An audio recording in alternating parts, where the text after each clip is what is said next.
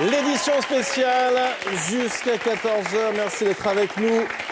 Des lycéens et des étudiants dans la rue aujourd'hui encore, certains même sur le plateau. Enfin, pour l'instant, ils manifestent calmement, ceux qui sont sur le plateau du lycée de Colombes.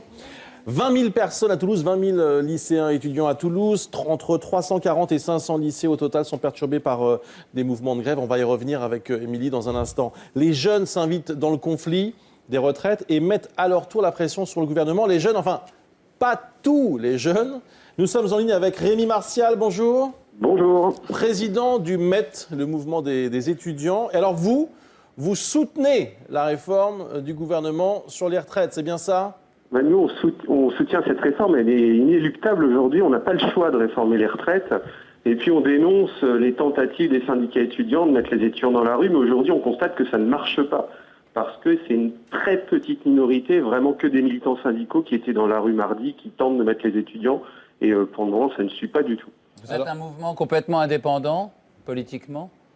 Pardon ? Vous êtes un mouvement complètement On est indépendant ? complètement indépendant politiquement, indépendant de tous les partis politiques. Par contre, on constate qu'il y a quelques syndicats qui devraient peut-être un peu plus parler de leur lien avec le Parti socialiste, par exemple. Mais inéluctable et pas le choix, c'est des mots qu'on a entendus au moins 10 000, voire 20 000 fois depuis le début du mouvement. Qu'est-ce qui pourrait convaincre, au fond, ces gens qui participent à un mouvement de protestation, eh bien, de renoncer ? Écoutez, aujourd'hui, on a une dette qui quand même explose de jour en jour. On est fait face à un renversement démographique puisque vous avez de plus en plus de retraités par rapport au nombre d'actifs. Donc, il va falloir payer quand même ces retraites. On est dans un système par répartition. Et on est obligé, d'ailleurs, aujourd'hui, d'emprunter en partie pour payer les retraites. Et moi, je constate en tout cas qu'on fait face à un réel égoïsme de la part des syndicalistes aujourd'hui. Ils ont fait mai 68, ils ont bien profité, ils ont endetté les jeunes et aujourd'hui, c'est à notre génération de payer leurs factures. Et les jeunes qui tentent de mobiliser un petit peu et qui contestent la réforme aujourd'hui, pour nous, se tirent littéralement une balle dans le pied. Et d'ailleurs, leurs arguments ne tiennent pas une seule seconde parce que leur principal argument...